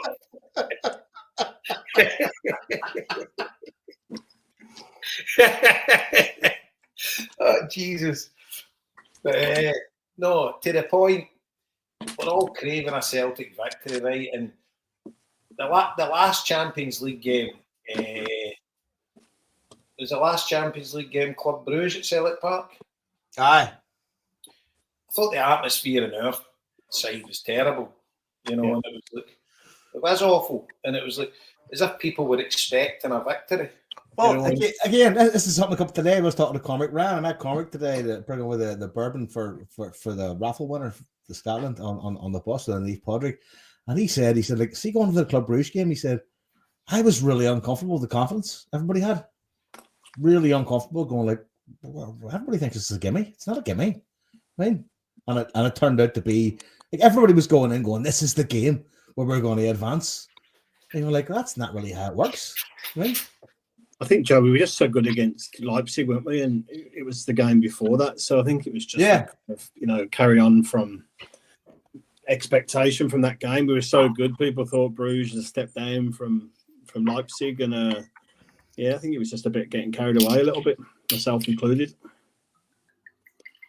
I thought we were going to stroll for the game. Not stroll through, but I thought we'd win again, win well. But the performance level was much different against Bruges. A lot of that was down to Bruges, in fairness, as well, than it was against Leipzig. But here's the thing. I kind of get where they're coming from with that communique, right? In that people are turning up expecting to experience a phenomenal atmosphere without having to actually contribute to the atmosphere they're standing in sometimes. I mean, it's almost like you turn out going like, oh, I'm just here to see it. You're like, well, you're standing in the fucking stands and you have a seat. You are it. So get to fucking moving. Get to making noise. We get to having a good time. Yeah, the atmosphere's been shit, Joe, for a while, to be honest with you. It's like, I can't remember the last really, really good game we had atmosphere-wise, Champions League. Leipzig was good because we played so well, I guess, but like in general, it's not. The start's really good. It's always really good, but it doesn't take long for it to fizzle out. Aye. And there'll definitely be nerves on Wednesday night, because people are desperate for us to win. But we just need to keep with the team. If it's 0-0 at half time, it's like you need to keep with the team. Everybody should make a rocket. Excuse me. Oh dear, excuse me. Gesundheit. But we've all got a part to play. So just let's hope the place is absolutely rocking, because Celtic Park is renowned for this unbelievable atmosphere, right? See us that go week in, week out, right? It's not true. It just isn't true. It is amazing at times, and it can be the most unbelievable football stadium on earth. But you just know it's not true week in, week out. And as I say, fair play, massive kudos to the both ultra groups, because they try their absolute damnedest to get it going. But the rest is just don't contribute enough. And I think the message was right, and it kind of struck a chord with me. And I would just like more people to get involved, myself included. And then hopefully it'll start on Wednesday night. So, what do you think, Liam? Yeah, no, I totally agree with you, mate. There's a big chat on the Huddle board about it, which I found quite interesting as well. And people were talking about it, a few years back, maybe when the Ultras started, there was a lot more of these kind of like, I don't know what, pop disco type tunes, you know what I mean, that kind of were easy to join in with and get people going. And that's a fair point, to be honest with you, because the song that, do you know, it's a very good point, because when we look back after Rodgers had his strop and they actually started singing all the old songs, I thought the atmosphere in the stadium was absolutely brilliant. It was electric. Yeah. So it's maybe just the song choices we've got now that's available to us, and we've still got all the old classics. So do we just return to that? Yeah, there's not many we sing for the players anymore, is there? You know, it seems to be there isn't too many. You know, some of the Rebs are kind of a bit more quieter and a bit slow and longer as well. And so I don't know, maybe it's just maybe it's just some of the songs we're getting just now.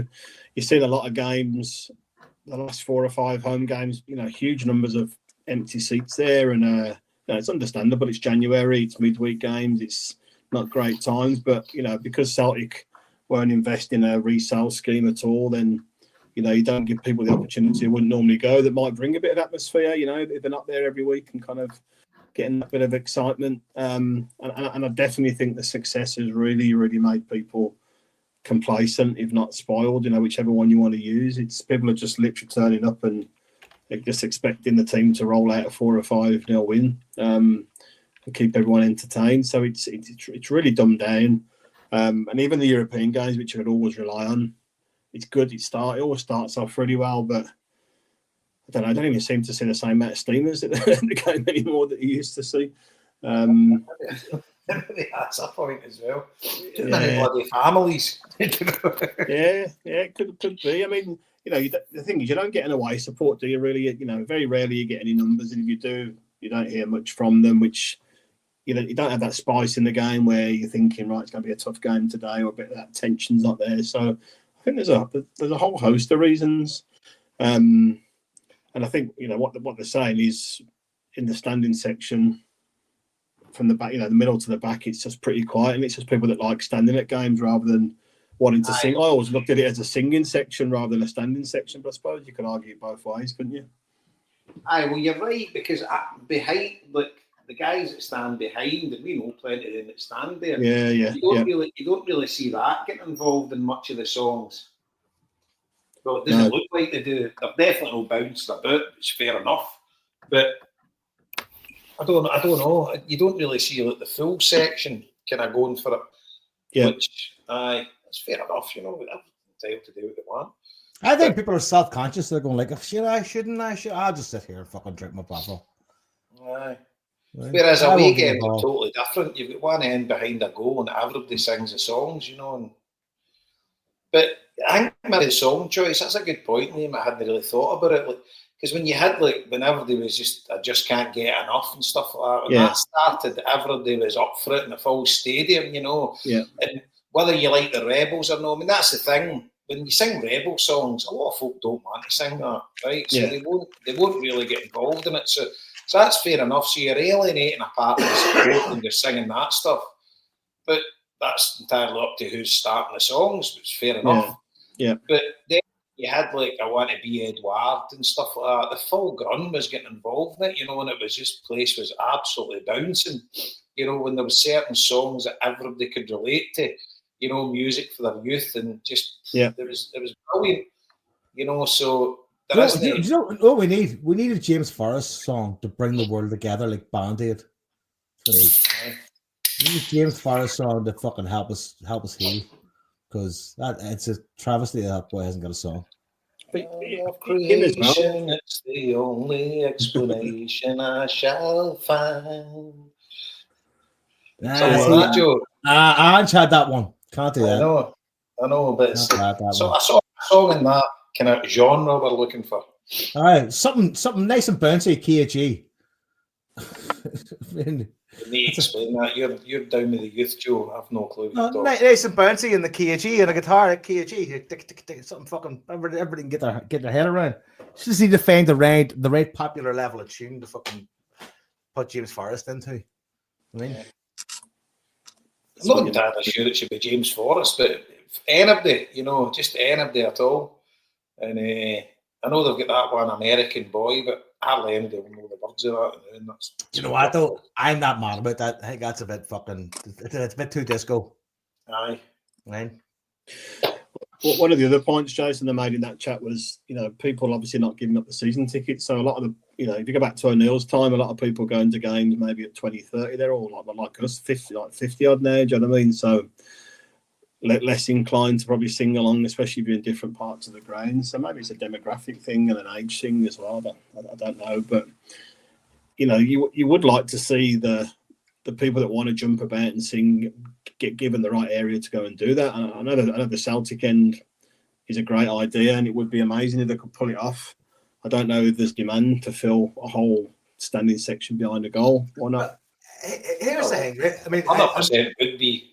Yeah. I don't know about you, right? But I've come back from games in the past when I was younger and had no voice. I'm sure you've had the same experience. Like, Yeah. Aye. But obviously, when you're 50 odd, that's not really going to happen, But you do come back hoarse with shouting at times, But it's like I kind of just watch the game, and it's But like Wednesday night, everybody's got to get involved because they players need to feel it, and we've got to be the 12th man. The thing is, Jason, yourself, right back, you go back to O'Neill's days, right? Some random steamer would just start something off in the North Stand and then himself for 20 seconds and everyone else would join in, right? If you did that now, you'd feel totally self-conscious unless you were proper steaming. Because everyone just sits and listens to the boys or the Green Brigade. Nobody really starts or bothers. I mind when you were younger, going to the game, 16, 17, it was a big buzz. If you started a song, you're in the away end at the cage or whatever, and you started a song and the full play started again, you're buzzing, But everybody, it was just a free-for-all, and that's kind of the way it was. It's kind of totally... Football has changed, and it's became like... I mean, we have still got a semblance of an atmosphere, right? You look down in England and that's fucking dead.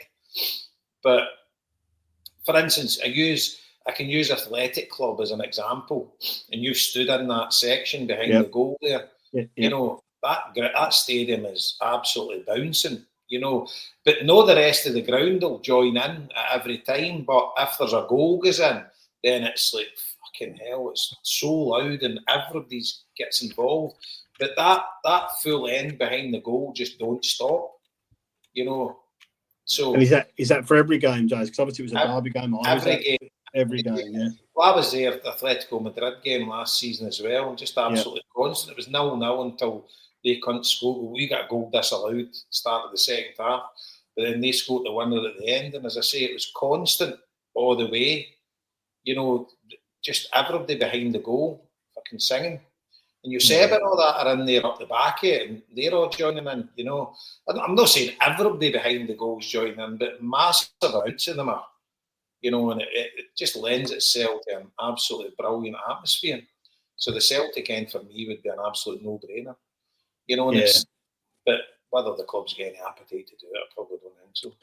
It's not just that as well, is it? Like we said, because there's people have had them seats for so long. It genuinely doesn't bother me. I'd sit anywhere in the ground. It doesn't bother me at all. Do you know what I mean? I'm not attached to my seat, but I know a lot of people are. A lot of people would have no interest in moving for the greater good sort of thing, and that's going to be a challenge for trying to do anything like that. But you're going to have challenges to do anything, so you need to just take them on board and just go for it. Yeah, it's definitely better behind the goal if you could get something like that. And it's a bit of a shame having two groups that are the opposite sides, because exactly. See where I sit, like I'm right in the middle of the two of them, so I don't really get the benefit of either of them, if you know what I mean. Where you're much closer to the Green Brigade, which is good. And obviously, you wouldn't put the boys in the back of the Green Brigade section now, even if you were to recalibrate, because they're different groups, I suppose, aren't they? Just now doing their own thing, so that wouldn't really help too much either.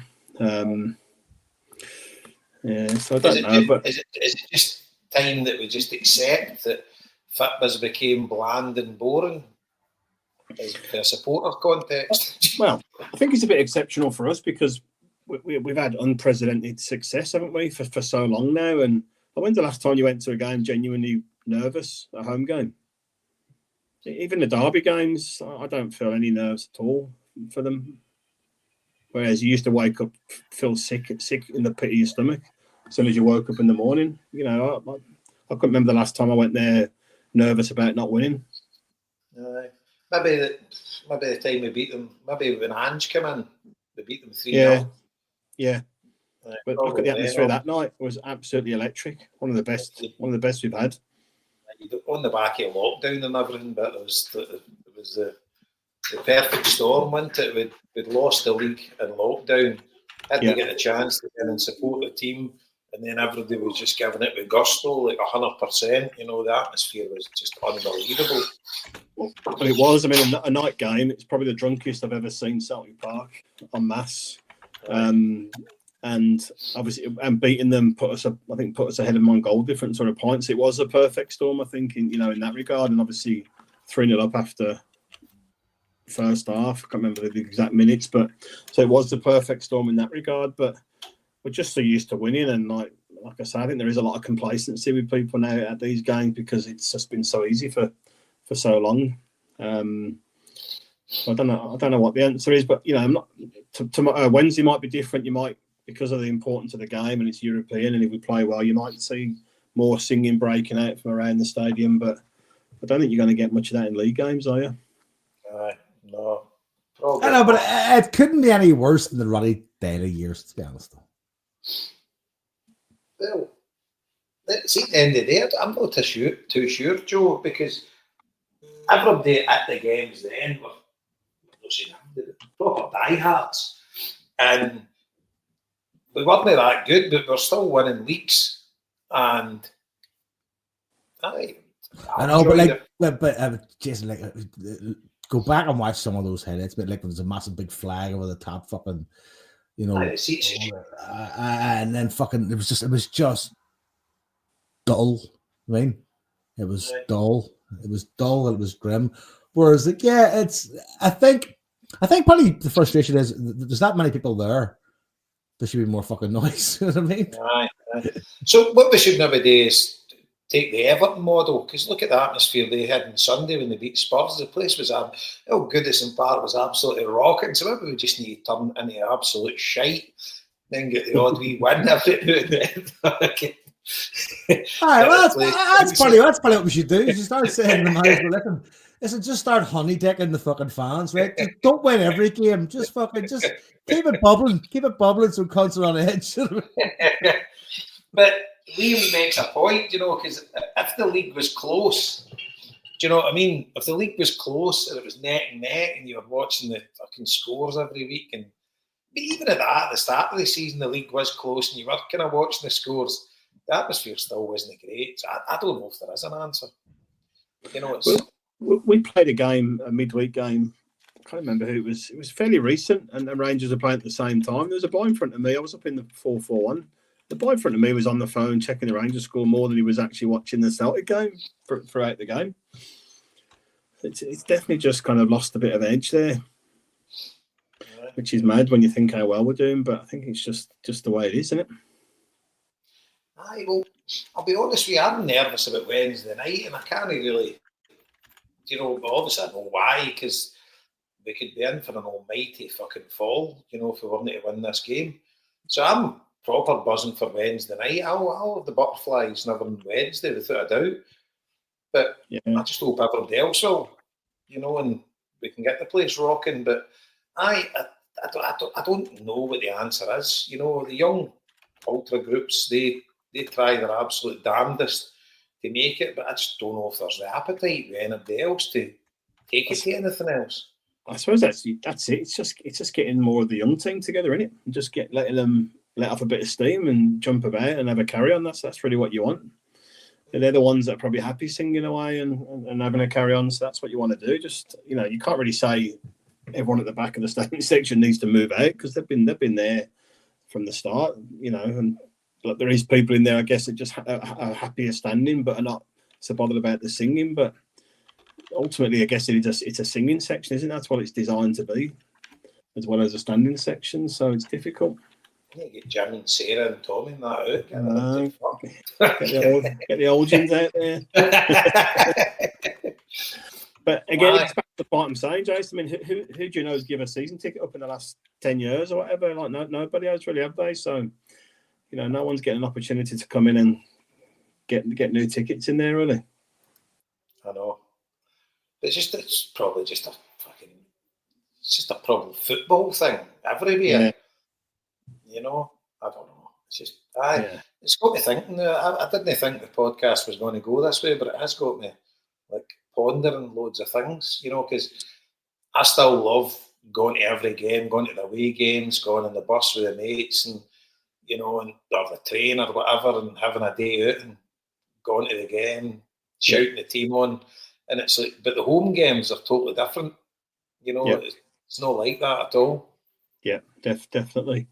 I was down at Villa for the game against Man City. That was a really good atmosphere. But again, that makes the point. That's Villa are the underdogs playing against the main team down there and played really well and beat them. So that he's going to be that buzz down there and that excitement.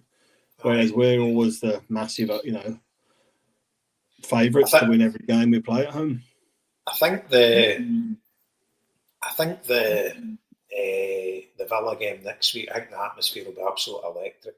Yeah, definitely. Aye. Yeah, definitely. So that'll be good. We'll cover that next week. So just see. Hopefully, like you said, Wednesday, early goal, that tends to kind of get things going as well, doesn't it? So hopefully we can get a goal and then put a show on. But if we play like we played on Saturday, even with the misses, I'd be confident that we'll get a good result on Wednesday. I would agree. It sounded like you said, even with the misses, like it was Donna's fault. Something was going to happen. Oh, fuck, I've just checked the chat there. PJ's on the chat. PJ, what town is this?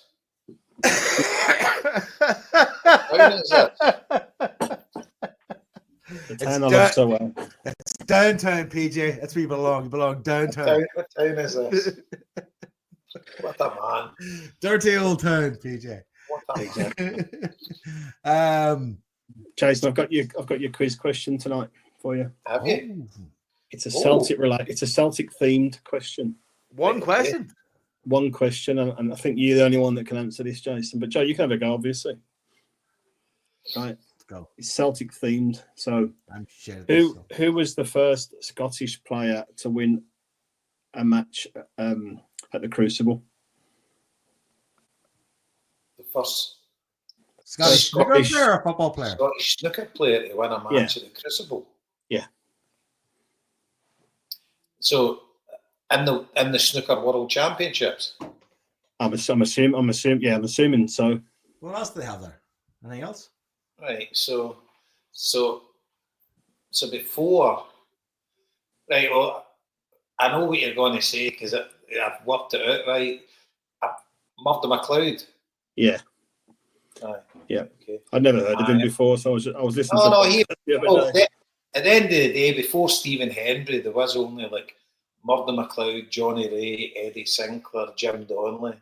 Aye, so I assumed you'd know them. Aye, so and then it was when you said that. So Murdo McLeod. I don't think he was a Celtic fan. It's Eddie just a name. That's an unfortunate name to have. Being not a Celtic fan, isn't it? Really? There you go. That's like being called Graham Souness and not supporting fucking Rangers. Aye. Aye. There you go. What year was that? I don't know. I was just listening to a podcast about it was the top 10 Scottish players of all time. I didn't even know the first few that got mentioned on there. Obviously, you'd know them all, but. Walter Lindrum, I think he was Scottish. He was one of the old legends. There was another boy mentioned who's got the highest ever break, 148, was it? Is that Jamie Burnett? Yeah, I'm sure it was him. Yeah, aye, Jamie Burnett. Do you know what? He was only a year younger than me. I used to play against him in tournaments and everything. Speaking of snooker, right? Not what I enjoy doing at Christmas, every Christmas. I hate it at Christmas. I stay in the house and fucking don't really go out and stay with the kids and fucking hang out and watch. I always watch weird and interesting sports I've never watched before at Christmas. I don't know why I do this. It's just a habit. I started watching that. Is it Indian billiards where there's no pockets? Aye. And it's all points and it's all fucking angles and it was fucking fascinating. And they need to play off 3 cushions before they touch the other ball. It was fucking class. That's why I said it's going like this. It's just mental. Aye. It was because billiards was the original game. You know, that was the one, and then it became fucking quite boring to watch. Obviously, snooker kind of took over. But I think it was invented in India. I think they were maybe the first ones to play it. That's where, it wasn't really history, but I was just watching these guys play it, like, and it was like fucking, one of them at one point had like different shaped tables and all. It was mad. I mean, but there was no pockets. It was all just fucking, like, it was all points. And like, I know, like everybody playing it was Indian to some degree, Pakistani, Indian, Sri Lankan, whatever the fuck. I mean, but like, you know how, like, seriously, that, like, those Asian cultures take things like fucking cricket, which are very technical, like, you know, stat fucking points based games, and they're very much the same with this. I mean, it was like fucking hell. It was like, it's mad when you watch somebody play a game that you haven't a fucking clue what's going on, and they're taking it mad seriously, and you kind of start figuring out what they're doing.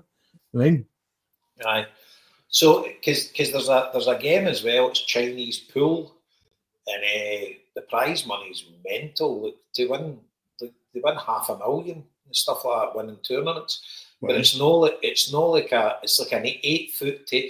So see how you get like American pool or like bigger tables, but the pockets are massive. These are like bigger tables, like similar. I think maybe a similar size to an American pool table, but they're cut like a snooker table with tight pockets. So it suits a snooker player to play it better. You wouldn't be playing it with the American pool cues and all that kind of stuff, because that's a totally different game. And that's a game a load of the snooker players are getting into, because the Chinese are trying to market it in Europe. You know, so I don't know if maybe one day it can take over the snooker. I don't know, because Filipinos are mad into the pool, aren't they? There's some that's American pool that they all play. Okay. Because the snooker tried to branch into like the Philippines and Japan and all that, but they all play American pool, so they could never get a foothold in it. But obviously they get into China and it's just fucking went mental. It's like their national sport now. I suppose pool's got like a quick rotation betting fucking thing that suits Asian culture, doesn't it? Like, you can play game after game after game after game after game. I mean, and it's like easy, so you could have it in a pub and everybody can play it. Can't put a snooker table in a pub. It's too fucking hard. You know? You know, it's not Disney. Here, explain this to me, right? That I've never understood. What the fuck is with the wee red dots on fucking the white balls on pool? Some pool. Just so you can see the way the white's spinning when they play it. Okay. And they've got wee diamonds along the table as well. That helps them when they're playing at the snookers. See if you see they've got diamonds along the cushions. No, actually on the cushions, on the wooden bit at the side of it. So there's actually like sort of like distance markers to a degree. Aye, they can use that for when they're playing, like, because they snooker each other quite a lot, so they can use them as guides where to play side and all that, so they can get round. But it's still dead technical. I mean, American pool, it looks dead easy, right? You go and play somebody that's good at it, fucking they'll beat you fucking 10-0. You know, it's like you can pot the 9 after the break and you can win the odds frame in that, but people are good at it. Snooker players are useless at it. But then again, I did see Henry one point playing fucking pool players and he was just cleaning them off the fucking board. Like, I don't know any good pool players. No, they're shit. You can play that. You can play that. The British pool. See, he's playing English guys. Like, wasn't playing. You could play all that shit. I mean, snooker players, if they all turned to play that, they would all win the world title. No bother, because I think it's to win the world title, you give it 10 grand or something. So there isn't kind of much money in it. But like that American pool, that's a totally different game altogether. You need a totally different cue action, and like, because the Americans have grew up playing it, and there's different cues, and like it's a totally different game. It's all about spinning your wrists and all that. The way you play it, you couldn't play. Sullivan and all that played like Moscone Cup, and he did a documentary, toured America playing. Yes, I watched it.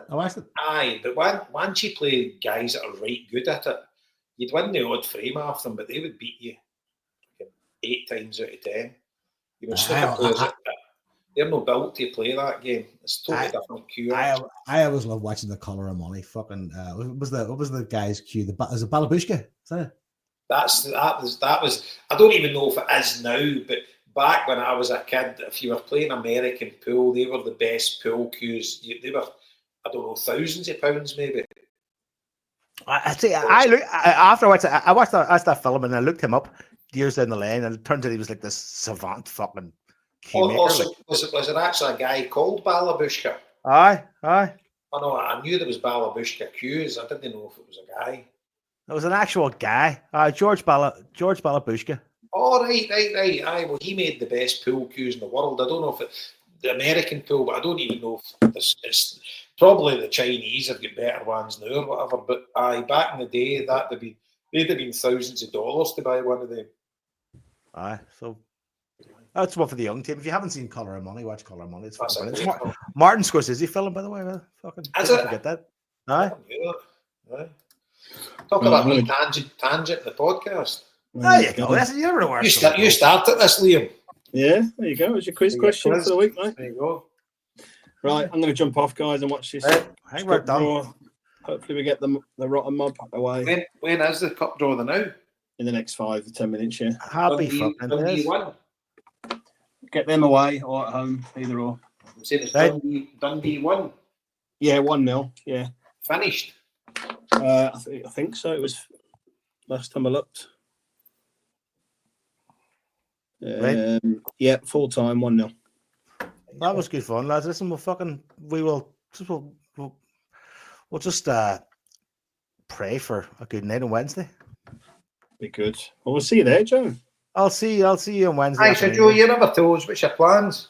Oh no, me and young Joseph are over Stem Allen. We're over tomorrow evening, and then we're back Thursday afternoon. So we're making a wee trip of it, and we're going fucking. We're gonna hang about, have a good time, go and stay with Alan. Fucking before the game. Taking him into the town to an arcade and stuff, and then I've got to go and meet Cormac at when the Leaf Partick bus gets in, because he's got the Battle of Bourbon to bring the raffle prize. He's bringing it over for me, and then time's that?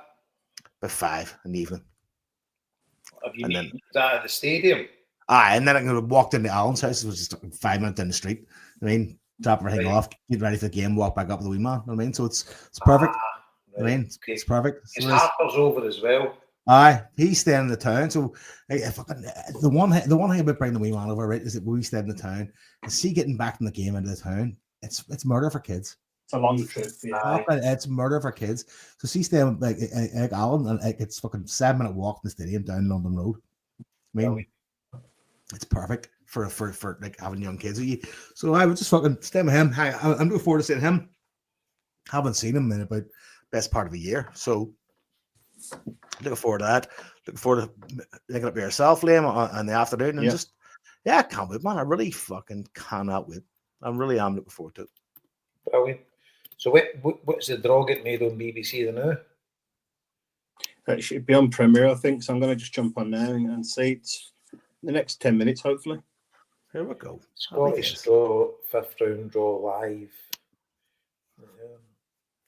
It's a sudden news. Right. Is that us? We're done? We're all done. So it's done. Let me just make sure everything we got here is fucking good to go. And one thing left to say is wrap it up the fuck. There you go. Hey, boys. Take it easy, boys. That was a good crack. Talk to you later. Folks. Bye.